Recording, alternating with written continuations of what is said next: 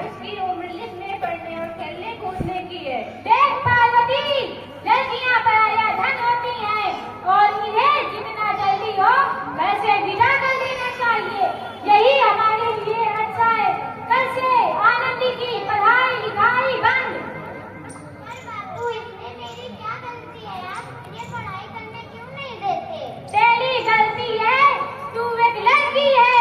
यदि लड़का होती तो क्या बापू? लड़का होती तो क्या? ए लड़की, ज्यादा जुबान न चला, नहीं तो जुबान हलक से खींच के बाहर कर दूंगा। बापू, मैं पढ़ लिख कर कुछ बनना चाहती हूँ। मेरी पढ़ाई ना रोको बापू। आनंदी, तुझे पढ़ना है तो पढ़, पर साली उम्र बाप की साथी पे यूं बोझ बन के ना बैठ। पर बापू, अभी तो मेरी उम्र पढ़ाई लिखाई की है। मैं पढ़ लिख कर डॉक्टर बनना चाहती हूँ। पढ़ाई पढ़ाई पढ़ाई, आज तो मैं तेरी इन किताबों का काम तमाम करके ही सो लूंगा। ये ले अच्छी।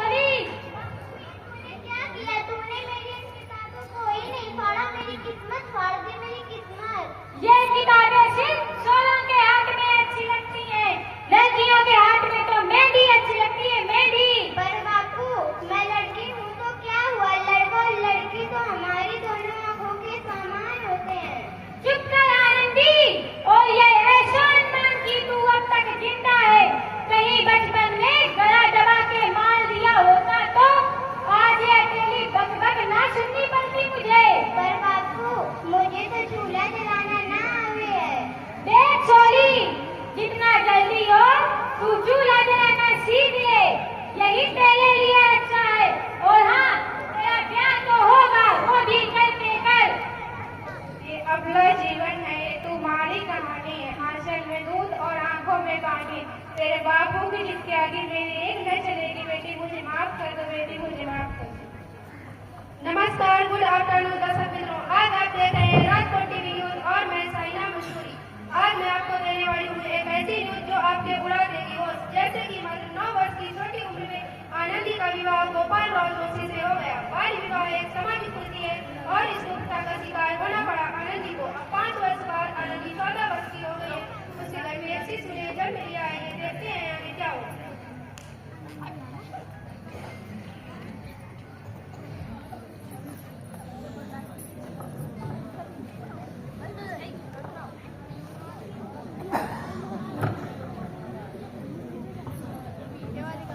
देखिए ना, इसे क्या हो गया है? इसका माथा तो अंगारों के तले तक रहा है। इसे तो बहुत तेज बुखार है। आप बिना कुछ भी बोलते रहते हैं, दीजिए मुझे। ये क्या कर रही हो आनंदी? भगवान की विभूति लगा रही हूँ। माधव, जल्दी से व्यास जी को बुला कर लाओ। जी, अभी बुला कर लाता हूँ। ये क्या कर रही हो आनंदी? भगवान की विभूति लगा रही हूँ। बस करो आनंदी, ये सब अंधविश्वास है।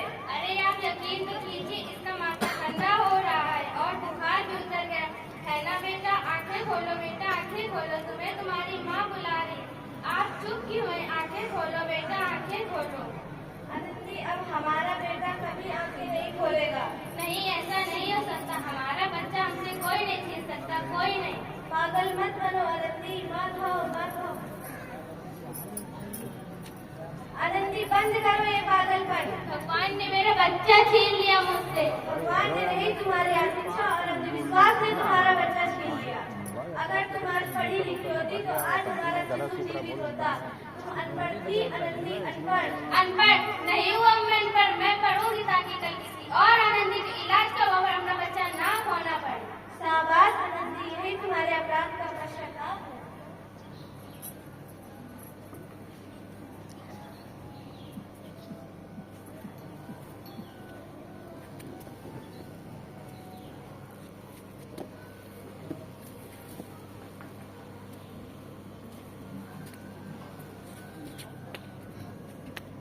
आनंदी, तुम्हारे 12वीं का परिणाम आ गया। तुमने पूरे कॉलेज में प्रथम स्थान अर्जित किया है।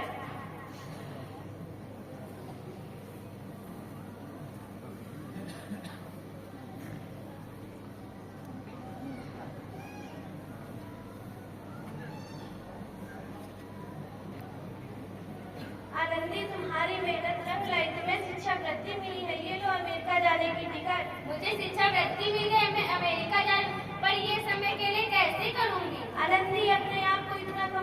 समझो नहीं, तुम्हारे इतने पढ़ने लिखने का क्या फायदा, तुम अभी भी गवार की गवार नहीं हुआ मैं गवार।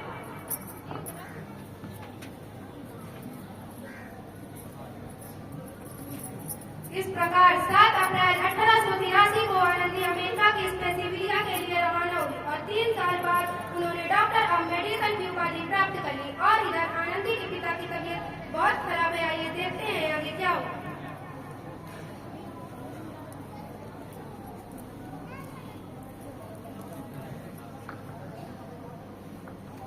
लगता है अब मेरे जाने का समय आ गया। पास से बोल बेटा। नहीं बचूंगा।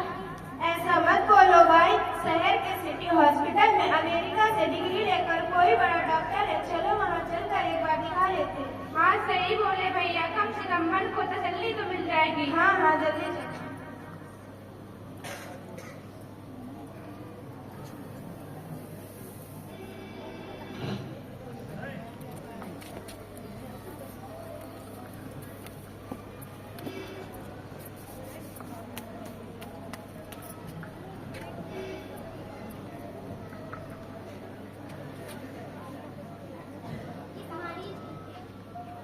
इस मरीज की हालत बहुत खराब है, कोई चमत्कार ही बचा सकता है। ऐसा मत बोलो बहन, डॉक्टर साहब कब तक आ जाए? डॉक्टर मैडम आती ही होंगी।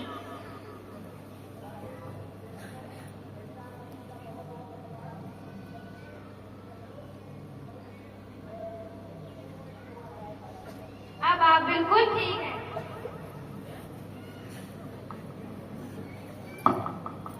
डॉक्टर साहब ने मुझे बचा लिया, मुझे मिलना है डॉक्टर साहब से। डॉक्टर साहब नहीं, डॉक्टर मैडम बोलो। डॉक्टर मैडम, इन्होंने ही तुम्हें जीवन दान दिया है। मौत के मुंह से बचाया है डॉक्टर मैडम ने। लो आके डॉक्टर मैडम मिल लो इनसे। डॉक्टर मैडम, आपका बहुत बहुत धन्यवाद। आपने मेरी जान बचाई है, इसके बदले में मैं गरीब बड़ा क्या दे सकता हूँ? वचन चाहिए वो देख सभी, ये नहीं कहोगे कि लड़कियाँ कुछ नहीं कर सकती हैं। वचन? ये कैसा वचन है? अरे श्यामलाल, तुमने पहचाना नहीं? यही तुम्हारी बेटी आनंदी। आनंदी? मेरी बेटी आनंदी डॉक्टर?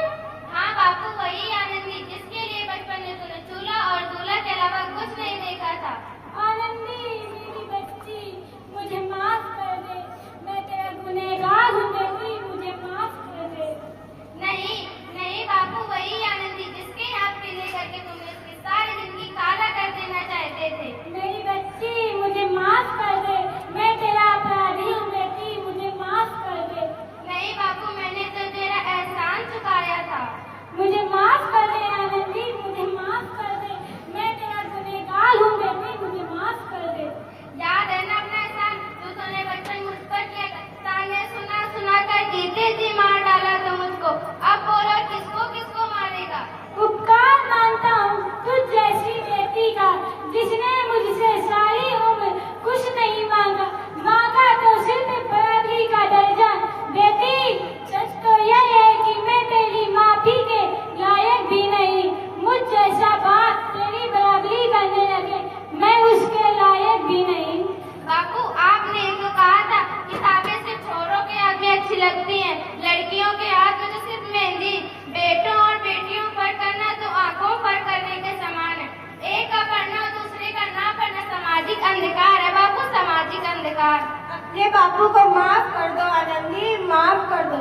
यदि सुबह का बोला शाम को घर लौटा है तो उसे भूला नहीं कहते।